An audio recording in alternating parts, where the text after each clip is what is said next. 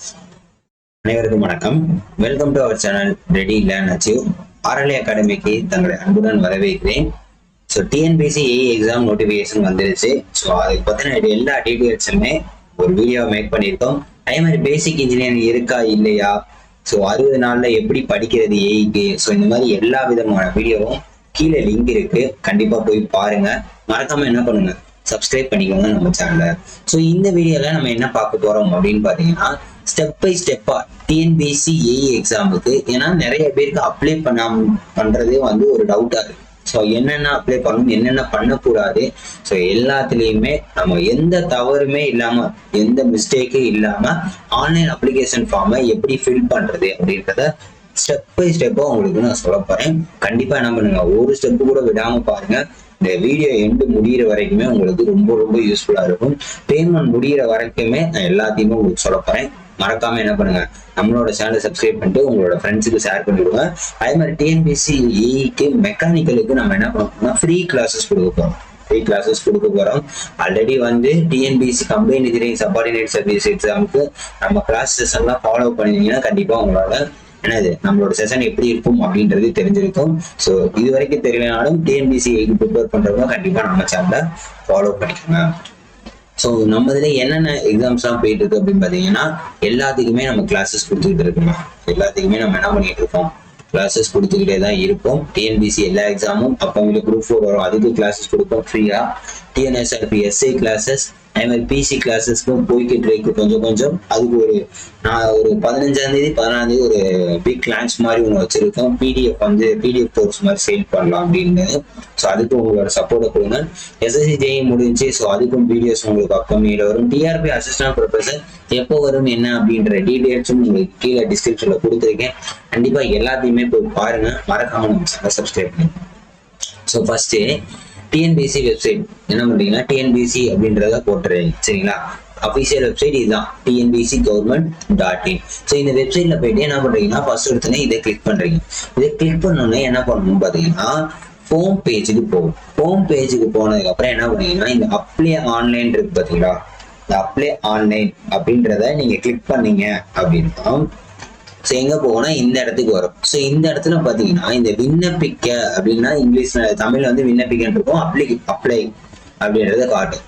So இந்த விண்ணப்பிக்க அப்படின்றத கிளிக் பண்ணீங்கன்னா நெக்ஸ்ட் எங்க போகணும், இங்கதாங்க வரும். ஸோ என்னென்ன எக்ஸாமுக்கு நீங்க இப்போ அப்கமிங்ல நோட்டிபிகேஷன் என்னென்ன வந்திருக்கு, அதுக்கு எந்த எக்ஸாமுக்கு நீங்க அப்ளை பண்ண போறீங்க, அதோட நோட்டிபிகேஷன் தமிழ் அண்ட் இங்கிலீஷ்ல இருக்கும். அதே மாதிரி டேட் ஆஃப் எக்ஸாமினேஷன், எப்போ நோட்டிபிகேஷன் விட்டாங்க, எல்லாமே உங்களுக்கு டீட்டெயிலா இருக்கும். இதுல அப்ளை நவ் அப்படின்றத கொடுக்கணும். அந்த அப்ளை லிங்க்குமே நான் என்ன பண்ணிருக்கேன், உங்களுக்கு கீழே டிஸ்கிரிப்ஷன்ல கொடுத்துருக்கேன். நோட்டிபிகேஷனோட லிங்க்கும் உங்களுக்கு கீழே டிஸ்கிரிப்ஷன்ல கொடுத்துருக்கேன். வேற ஏதாச்சும் டவுட்ஸ் வேணும்னா Telegram, WhatsApp channel link, WhatsApp எல்லாமே இருக்கு. கண்டிப்பா என்ன பண்ணுங்க, அதுல மெசேஜ் பண்ணி உங்களோட டவுட் லிங்க் கிளியர் பண்ணிக்காங்க, சரியா? ஓகே, இப்போ நெக்ஸ்ட். ஓகே, ஸோ நெக்ஸ்ட் பாத்தீங்கன்னா, அது அப்ளை லிங்க் கொடுத்தோடனே இந்த இடத்துல பயனாளர் குறியீடுன்னு வரும். இதுல வந்து உங்களோட யூசர் ஐடி, என்ன யூசர் ஐடி, அதோட பாஸ்வேர்டு, அதுக்கப்புறம் இந்த கேப்சாவை நீங்க என்டர் பண்ணாதான் உங்களுக்கு என்ன ஆகும், இதை சமர்ப்பிச்சாதான் அடுத்த பேஜுக்கு போகும். அடுத்த பேஜ்ல என்ன அப்படின்னு பாத்தீங்கன்னா, உங்களோட என்னென்ன எக்ஸாம் அப்ளை பண்ணிருக்கீங்க ஆல்ரெடி அப்படின்ற டீடைல்ஸ் ஃபுல்லா வரும். அப்ளை ஐடி, என்ன எக்ஸாம்க்குலாம் அப்ளை பண்ணிருக்கீங்க அப்படின்றது வரும். ஸோ அது போக பார்த்தீங்கன்னா, அப்ளை பண்ணியிருந்தீங்கன்னா என்ன டாக்குமெண்ட்ஸ்லாம் இருக்கு அப்படின்றத வியூ பண்ணிக்கலாம். மேக்ஸிமம் இந்த எஸ்எஸ்எல்சி, தமிழ் வழி சான்றிதழ், இந்த டாக்குமெண்ட்ஸ்லாம் வந்து ஆல்ரெடி அப்ரூவல் ஆகி இருக்கும். கம்யூனிட்டி சர்டிஃபிகேட்டும் அந்த 10th மார்க் ஷீட்டும், ஏன்னா 10th தான் பேசினால அது மட்டும் உங்களுக்கு எப்பவுமே அதில் அவைலபிளா இருக்கும். மற்ற சர்டிஃபிகேட் ஒவ்வொரு எக்ஸாம் இருந்தாலுமே நீங்க அப்லோட் பண்ற மாதிரி இருக்கும். ஸோ இப்போ நம்ம என்ன பண்ண போறோம், combine engineering subordinate service upload பண்ண போறோம். ஸோ இதுல வியூ டாக்குமெண்ட்ஸ் கொடுத்தீங்கன்னா 2 தான் இருக்கும். அந்த கம்யூனிட்டி சர்டிஃபிகேட்டும் 10th மார்க் ஷீட் இருக்கும். ஸோ இந்த இடத்துல என்ன பண்ண போறீங்கன்னா, கிளிக் டு அப்ளை, இதை நீங்க கிளிக் பண்ணணும். ஸோ இதை கிளிக் பண்ணதுக்கு அப்புறம் எங்க போகும் அப்படின்னு பாத்தீங்கன்னா, இந்த பேஜுக்கு வரும். இதுலதான் ஒவ்வொன்றா நீங்க ஃபில் பண்ண போறீங்க. இந்த இடத்துல உங்களோட லாகின் ஐடியும் உங்களோட பேரும் இந்த இடத்துல இருக்கும். ஸோ இதுல இந்த requirement details, application details, communication, special category, eligibility, educational, medium of instruction, so இது எல்லாத்தையுமே நீங்க என்ன பண்ணுவோம், ஒவ்வொன்றா மாற இந்த இடத்துல டிக் ஆகிட்டே வரும், சரியா? இந்த இடத்துல டிக் ஆகிட்டே வரும் கடைசி வரைக்கும். ஸோ அப்போ நீங்கள் என்ன பண்ண போறீங்கன்னா ஃபர்ஸ்ட் ரெக்யர்மெண்ட் டீடைல்ஸ் இந்த இடத்துல அப்ளை தொடர்க அப்படின்றத நீங்கள் கொடுத்துருவீங்க. கொடுத்துட்டு போனீங்கன்னா நெக்ஸ்ட் என்ன வரும் அப்படின்னு பார்த்தீங்கன்னா இந்த போஸ்ட் கம்பெனி போஸ்ட் எப்போ நோட்டிஃபிகேஷன் வந்துச்சு, எப்போ கடைசி, அதுக்கப்புறம் தேர்வு நாள் எப்போ எல்லாமே வந்துடும். அதே மாதிரி அறிக்கையை படிக்கணும்னா விண்ணப்பதாரர் என்னென்ன இன்ஸ்ட்ரக்ஷன் இருக்கு அதை கண்டிப்பாக படிச்சுக்கணும். என்ன இன்ஸ்ட்ரக்ஷன் இருக்கு அப்படின்றத கண்டிப்பாக படிச்சுக்கோங்க. இதெல்லாம் ஓகே அப்படின்ற பட்சத்தில் நீங்கள் என்ன பண்ணணும், இந்த மார்க்கை நீங்கள் இப்படி டிக் மார்க்கை கிளிக் பண்ணணும். கிளிக் பண்ணீங்கன்னா இந்த பச்சை கலர் அப்பதான் ஓப்பன் ஆகும். சேவ் அண்ட் கண்டினியூ கொடுத்துடணும்.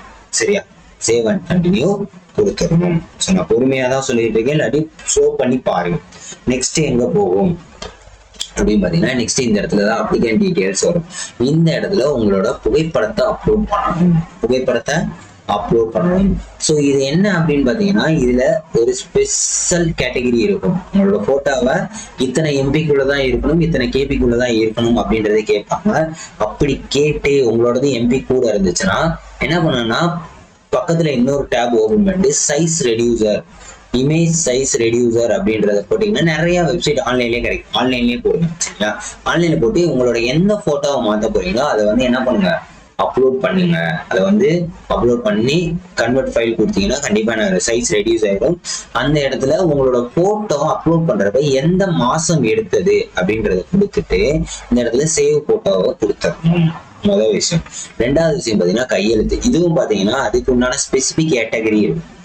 எவ்வளவு சைஸ் இருக்கணும் அப்படின்றத இந்த இடத்துல அறிவுரைகளை படிக்கணும். அப்படின்னு பாத்தீங்கன்னா என்னென்ன அளவுல இருக்கும் அப்படின்றத சொல்லியிருப்பாங்க.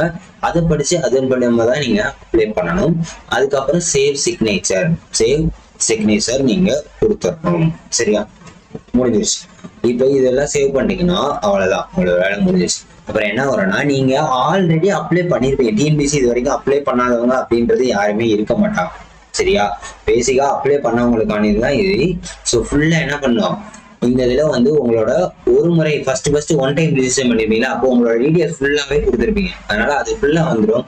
அதுல உங்களோட பேர் செக் பண்ணிக்கோங்க, மொபைல் நம்பர் செக் பண்ணிக்கோங்க, அப்பா பேர் என்ன, அம்மா பேர் என்ன, எல்லாத்தையுமே கரெக்டா இருக்கா அப்படின்றத கண்டிப்பா செக் பண்ணிடுங்க. அடுத்த பேஜுக்கு வரும். அடுத்த பேஜ்ல வந்தீங்கன்னா உங்களோட ஜாதி சான்றிதழ் விவரங்கள் எல்லாமே கொடுத்துருப்பாங்க.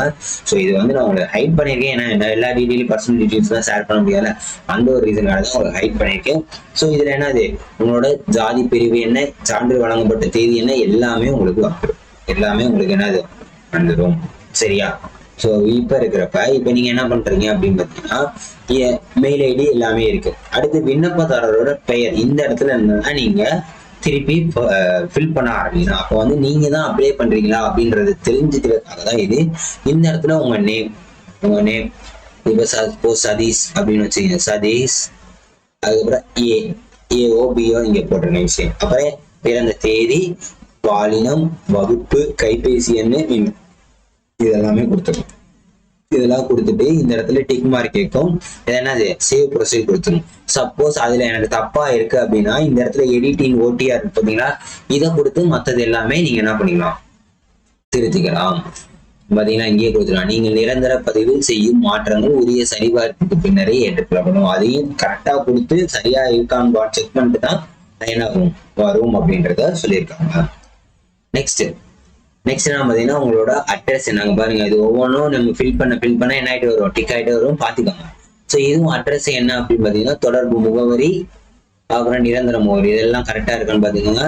இப்போ நம்மளோட மெயில் ஐடி, இது ஃபோன் நம்பர். சரியா, ஃபோன் நம்பர் இதையும் கிளிக் பண்ணிட்டு என்ன பண்ணுங்க, சேவ் அண்ட் கண்டினியூ கொடுத்துருங்க.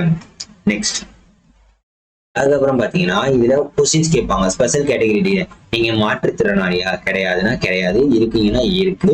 அதே மாதிரி தமிழ் எலிஜிபிலிட்டி டெஸ்ட் உங்களுக்கு இருக்கா அப்படின்றத பாத்துக்கோங்க. எக்ஸ் சர்வீஸ் மேனா, ஸோ இந்த கேட்டகரி ஸ்பெஷல் கேட்டகரியில என்னென்ன இருக்கா இல்லையா அப்படின்றத பார்த்துட்டு அது ஆம் இல்லை அப்படின்றத கிளிக் பண்ணுங்க. அதுக்கப்புறம் பாத்தீங்கன்னா இந்த இடத்துல உங்களோட எலிஜிபிலிட்டி டீடைல்ஸ், நீங்க தகுதியான நபர் தானா அப்படின்றத பாக்குறதுக்காக தான் கேட்பாங்க. அதாவது உங்க மேல ஏதாவது கேஸ் இருக்கா, உங்களுக்கு பார்வை எல்லாம் கரெக்டா இருக்கா, அதே மாதிரி வேற ஏதாச்சும் தேர்வுகள்ல கலந்துருக்கீங்களா, அங்க ஏதாச்சும் விட்டடிச்சோ இல்ல சப்போஸ் இல்லீகல் ஆக்டிவிட்டிஸ்ல மாட்டி உங்க மேல கேஸ் இருக்கா, நீங்க கவர்மெண்ட் ஆபீசரா எதுல இருக்கீங்க, ஸோ இந்த மாதிரி எல்லா டீடைல்ஸுமே இங்க கேட்பாங்க. அது ஆம் இல்லைன்னு பதில் சொல்லிட்டு இந்த டிக் மார்க் இது பண்ணிட்டு சேவ் அண்ட் கண்டினியூ இதுலயும் கொடுத்துடணும். என்ன பண்ணணும், இதுலயும் சேவ் அண்ட் கண்டினியூ நீங்க கண்டிப்பா கொடுத்தே ஆகணும். சரியா, ஸோ ஒவ்வொரு விஷயத்தையும் நம்ம சொல்லிக்கிட்டு இருக்கோம், கண்டிப்பா தெரிஞ்சுக்கோங்க. நெக்ஸ்ட் அதுக்கப்புறம் பாத்தீங்கன்னா திருப்பி இந்த பேஜுக்கு வரும் எஜுகேஷனல் டீடைல்ஸ். எஜுகேஷனல் டீடைல் பாத்தீங்கன்னா நீங்க எஸ்எஸ்எல்சி ஆல்ரெடி ஸ்டாண்டர்டா இருக்கும். இந்த இடத்துல தமிழ்ல படிச்சிருக்கீங்களா இல்லையான்னு மட்டும் கேட்கும். அதை வந்து நீங்க என்ன பண்ணலாம், தமிழ்ல இருக்கு இல்ல அதை மட்டும் பாத்துக்கலாம். சரியா? அதுக்கப்புறம் பாத்தீங்கன்னா HSC படிச்சிருக்கீங்களா, அதாவது +2 முடிச்சிருக்கீங்களா, ஐடி முடிச்சிருக்கீங்களா. ஸோ இந்த மாதிரி ஒவ்வொரு எஜுகேஷன் குவாலிஃபிகேஷனுக்கும் அதை செலக்ட் பண்ணிக்கணும். ஸோ இப்போ ஐடிஐ முடிச்சிருக்கீங்க அப்படின்னு இது 12th முடிச்சீங்கன்னா என்னது HSCன்னு கொடுக்கணும்.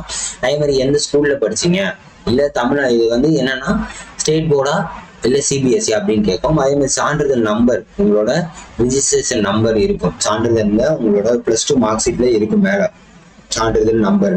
அதே மாதிரி தமிழ்ல படிச்சிருக்கீங்களா, தமிழ்ல ஒரு பாடமா எடுத்து படிச்சிருக்கேன் அப்படின்னு கேட்போம். அதே மாதிரி நீங்க டிப்ளமோ முடிச்சிருக்கீங்களா, அடுத்து இன்ஜினியரிங் முடிச்சிருக்கீங்களா. ஸோ இந்த மாதிரி ஒவ்வொரு டிகிரி எம்ஃபில் எம்எஸ் எல்லாத்தையுமே கேட்பாங்க. கண்டிப்பா ஒவ்வொன்றையும் பார்த்து சூஸ் பண்ணுங்க. சரியா? அடுத்து வந்து யூஜி டிகிரி, நீங்க என்ன இன்ஜினியரிங் முடிச்சீங்க, எந்த யூனிவர்சிட்டி, அதோட நம்பர் என்ன, ப்ரொவிஷனல் சர்டிஃபிகேட் நம்பர் கொடுக்குறீங்களா இல்ல கன்சால்டேட் சர்டிஃபிகேட் நம்பர் கொடுக்குறீங்களா, அந்த நம்பர் தான் பின்னாடி டாக்குமெண்ட்டுக்கு நீங்க அப்லோட் பண்ண முடியும். இந்த தவிர நீங்க பண்ணிடாதீங்க, ரொம்ப ரொம்ப இம்பார்ட்டன்ட். ஸோ இங்க என்ன சான்றிதழ் கொடுக்குறீங்களோ அந்த சான்றிதழ் நம்பர் தான் உங்களுக்கு டாக்குமெண்டா அப்லோட் பண்ண கேட்கும். அதை வந்து டாக்குமெண்டா ரெடி பண்ணி வச்சுக்கணும். சரியா? அடுத்து பிஜி எம்இ முடிச்சிருந்தீங்கன்னா அதையும் நீங்க என்ன பண்ணலாம், அப்ளை பண்ணலாம். Next, so IPG degree preference qualification அப்படின்றத கேட்டிருக்காங்க. இதை ஃபுல்லாக நம்ம பார்த்துட்டு அப்ளை பண்ணி நெக்ஸ்ட். ஸோ இது வரைக்குமே உங்களுக்கு என்னது, அந்த டிகிரி தான் எது நீங்க முடிச்சிருக்கீங்களோ அதை ஃபுல்லாக ஃபில் பண்ணிட்டு இந்த இதை கிளிக் பண்ணிட்டு சேவ் அண்ட் கண்டினியூ நீங்க கொடுத்துடலாம்.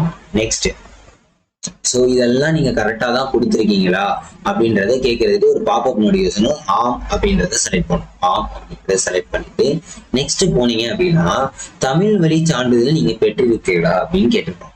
ஸோ இதுல என்ன ஒரு ட்விஸ்ட் அப்படின்னு பாத்தீங்கன்னா, நான் 10th முடிச்சிருக்கேன் +2 முடிச்சிருக்கேன் அதெல்லாம் கணக்கே கிடையாதுங்க. சரியா?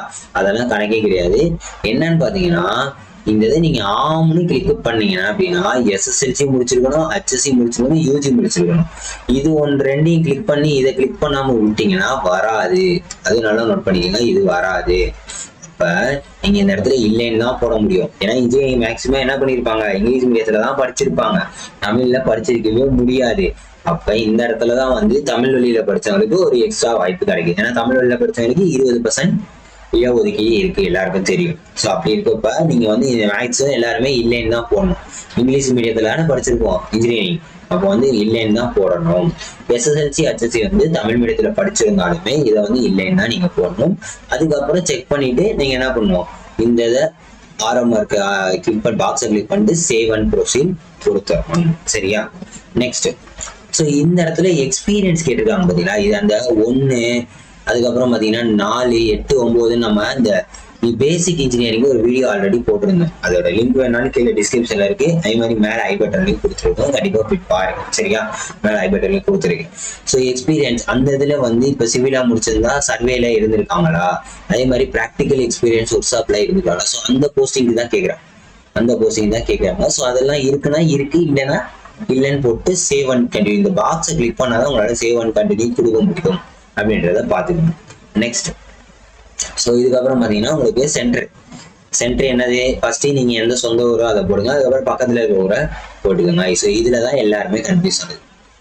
2 இதுமே கொடுத்துருக்காங்களே, நான் 2 எக்ஸாம் எழுதணுமா வேணாமா, பேப்பர் 1ல பேப்பர் 2ல என்ன பண்றது அப்படின்னு கேட்டா. ஸோ பேப்பர் 1 பொறுத்த வரைக்கும் பாத்தீங்கன்னா மெக்கானிக்கல் ப்ரொடக்ஷன் இன்ஜினியரிங் வந்து ஓகே தான். அடுத்து பேசிக்ஸ் ஆஃப் இன்ஜினியரிங் பாத்தீங்கன்னா இது நான் சொன்னேன்ல, அந்த 1, 4, 8, 9, 17. ஸோ இந்த போஸ்டிங்க்கு தான் எழுத போறாங்க. அந்த போஸ்டிங்க்கு நீங்க எலிஜிபிளா இருந்து தகுதியா நான் எழுத போறேன் அப்படின்னு நினைச்சா மட்டும் நீங்க என்ன பண்ணுங்க, இந்த சப்ஜெக்ட் படிக்கலாம். சரியா? தாராளமா படிச்சு எழுதலாம். நீங்க எழுத வேணாம்னா இல்ல, அதுக்கு கரெக்டான குவாலிஃபிகேஷன் இருந்தீங்கன்னா நீங்க கண்டிப்பா எழுதலாம். சரியா? இவ்வளவுதான விஷயம். அதுக்கப்புறம் பாத்தீங்கன்னா இதை கிளிக் பண்ணிட்டு சேவ் அண்ட் கண்டினியூ கொடுத்துடணும். நெக்ஸ்ட், ஸோ அதுக்கப்புறம் பாத்தீங்கன்னா உங்களோட சர்டிபிகேட் அப்லோட் பண்றது இங்கதான் வரும். டாக்குமெண்ட்ஸ் அப்லோடு இங்கதான் வரும். கம்யூனிட்டி சர்டிபிகேட் அப்லோட் ஆயிருக்கும், எஸ்எஸ்எல்சி அப்லோட் ஆயிருக்கும். ஸோ நீங்க என்ன பண்ணணும் அப்படின்னா இங்க பாத்தீங்கன்னா இது 2மே அப்லோட் ஆயிருக்கும். அதான் கிளிக் வியூ த டாக்குமெண்ட். ஸோ இந்த இடத்த கிளிக் பண்ணீங்கன்னா நீங்க HSCக்கு என்ன மார்க் ஷீட் கொடுத்தீங்களோ அதை கொடுத்துட்டு இந்த ப்ரௌசர் கிளிக் பண்ணணும். ப்ரௌசர் கிளிக் பண்ணா உங்களோட ஃபைல் வந்து மேக்ஸிமம் PDF ஃபார்மேட்ல தான் இருக்கும். நீங்க பாருங்க, PDF ஃபார்மேட் ஒன்லி, அதுவும் எவ்வளவு கீழே இருக்கணும், 200 KB கீழே தான் இருக்கும். சில PDF எல்லாம் பாத்தீங்கன்னா எம்டி கணக்குல இருக்கும். 20 MB 1 MB 2 MB. ஸோ அந்த 2 MB கணக்கு இல்லாம அதுலயும் போயிட்டு சைஸ் ரெடியூசர் ஆன்லைன்ல போயிட்டு பக்கத்து டேப்ல கூகுள் குரோம்லயே எதுலயும் உங்க போயிட்டு சைஸ் ரெடியூசர் போட்டீங்க அப்படின்னு பாத்தீங்கன்னா இந்த மாதிரி வரும். பிடிஎஃப்ஸ் ரெடியூசர், இமேஜ் ரெடியூசர் அப்படின்னு போட்டீங்கன்னா அதுல வரதுல டாக்குமெண்ட் அப்லோட் பண்ணி அதை டவுன்லோட் பண்ணி வச்சுக்கிட்டு இந்த ப்ரௌஸ் பண்ணி அந்த கம்ப்ரஸ் பண்ண என்னது டாக்குமெண்ட் தான் நீங்க அப்லோட் பண்ணணும். அதே தான் இருந்ததும் இதுல மேக்சிமம் ஸ்டார் போட்டிருக்கு பாத்தீங்களா, அதெல்லாம் வந்து இம்பார்ட்டன்ட். ஸ்டார் போட்டிருக்கிறதெல்லாம் மேண்டேட்டரியா நீங்க போட வேண்டிய அப்லோட் பண்ண வேண்டிய டாக்குமெண்ட்ஸ் அப்படின்னு சொல்லியிருப்பான். அதே மாதிரி யூஜி நீங்க என்ன சர்டிபிகேட் அப்லோட் பண்ண, டிகிரி சர்டிபிகேட்டா யூஜி சர்டிபிகேட்டா கன்சால்டேட்டா அப்படின்றத தெரிஞ்சுக்கணும். அதைத்தான் நீங்க அப்லோட் பண்ணணும். முன்னாடி கொடுத்துருப்பீங்க பாத்தீங்களா சான்றிதழ் நம்பர்னு, அதுல இருக்கிறது தான் நீங்க இங்க கொடுக்கணும் அப்படின்றத சொல்லியிருக்காங்க. சரியா? நெக்ஸ்ட் ஸோ இந்த பாருங்க, யுவர் செலக்டட் ஃபைல் சைஸ் இப்போ நாம அப்லோட் பண்ணப்போ 200 KB 1 MBக்கு மேலே இருந்துச்சு அப்படின்றத சொல்லியிருக்கோம். அப்போ 200 KB வேணும்னா நான் அந்த சைஸ் ரெடியூசரை போயிட்டு சைஸ் ரெடியூஸ் பண்ணி மாற்றிக்கிட்டேன். நெக்ஸ்ட் பார்த்தீங்களா, ஸோ இது எல்லாமே அப்லோட் பண்ணிட்டேன். டாக்குமெண்ட் எல்லாமே நம்ம அப்லோட் பண்ணியாச்சு. இது எல்லாமே இங்கே அப்லோட் ஆகிடும். ப்ரொவிஷனல் சர்டிஃபிகேட், மார்க் ஷீட்டு என்ன கொடுத்துருக்கோம் அப்படின்றத தெரிஞ்சுக்கணும்.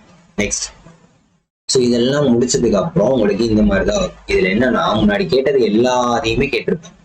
முன்னாடி கேட்டிருக்காங்க நீங்க உங்க மேல கேஸ் இருக்கா, ஏதாச்சும் பிட் அடிச்சு மாட்டீங்களா, அந்த மாதிரி எல்லா அதே மாதிரி கரெக்டா தான் எல்லாம் அப்லோட் பண்ணீங்க. எல்லாத்தையும் ஒரு 16 பாக்ஸ் இருக்கும். 16 பாக்ஸையும் நீங்க கிளிக் பண்ணாதான் உங்களுக்கு அடுத்தது ப்ரொசீட் ஆகும். பார்த்தீங்கன்னா 16 வரைக்கும் இருக்கும். அதுக்கப்புறம் திருப்பி வந்து செக் பண்ணுமா இல்ல எஸ் ஐ அக்ரி ப்ரொசீட்னா கொடுக்கணுமா அப்படின்றத பாத்துக்கோங்க. சப்போஸ் ஏதாவது தப்பா அப்ளை பண்ணியிருக்கேன் இல்ல டவுட்டா இருக்குன்னா நீங்க yes I agree to proceed அப்படின்றது, சரி no I want to check the details ஆகின்னு திருப்பி செக் பண்ணிக்கலாம். இல்லாட்டி எஸ் அக்ரி டு ப்ரொசீட்னு கொடுத்துடணும். சரியா? ஒவ்வொன்றா சொல்றேன், பொறுமையா பாருங்க. நெக்ஸ்ட் அதுக்கப்புறம் பாத்தீங்கன்னா திருப்பி ஒரு ப்ரிவியூ மாதிரி வரும். திருப்பி ஒரு ப்ரிவியூ மாதிரி உங்களுக்கு வரும். சரியா? ப்ரிவியூ மாதிரி வரப்ப இதுல என்ன பண்ணணும்னா உங்களோட போட்டோ இருக்கும். நீங்க அப்லோட் பண்ண போட்டோ இருக்கும், உங்களோட பேரு எல்லாமே இருக்கும், உங்களோட போன் நம்பர் இது எல்லாமே இருக்கு.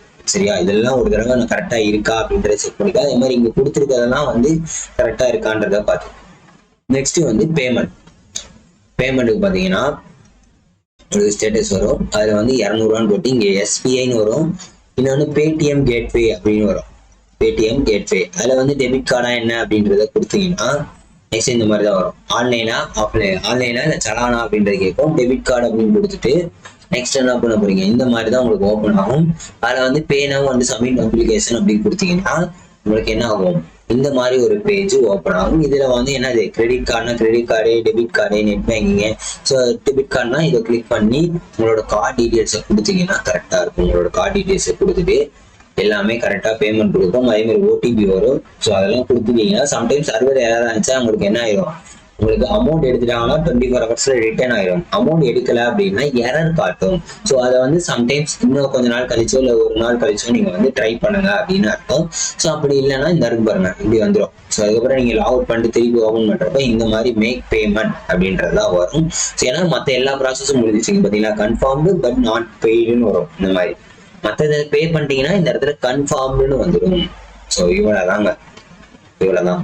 சரியா? அதே மாதிரி இன்னொரு விஷயம் உங்களுக்கு சொல்ல மறந்துமே, இன்னொரு இடத்துல ஒரே ஒரு விஷயம் சொல்ல மறந்து,